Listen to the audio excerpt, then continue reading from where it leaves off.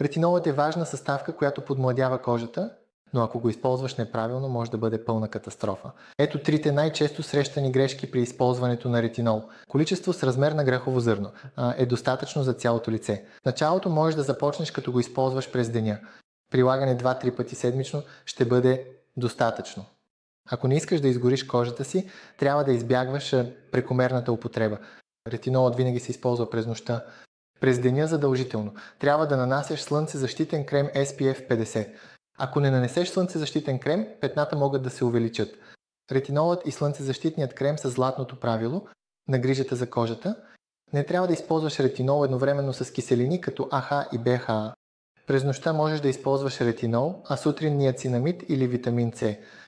Ако кожата ти е чувствителна, можеш да използваш техниката на сандвича, като първо нанесеш увлажнител. Освен това, не трябва да натоварваш кожата си ненужно с киселини и да я дразниш заедно с ретинола. Да, ретинолът е магическа пръчка в грижата за кожата. Великолепна революция, но ако не го използваш правилно, резултатите могат да бъдат лоши. Пожелавам ви прекрасен ден на всички!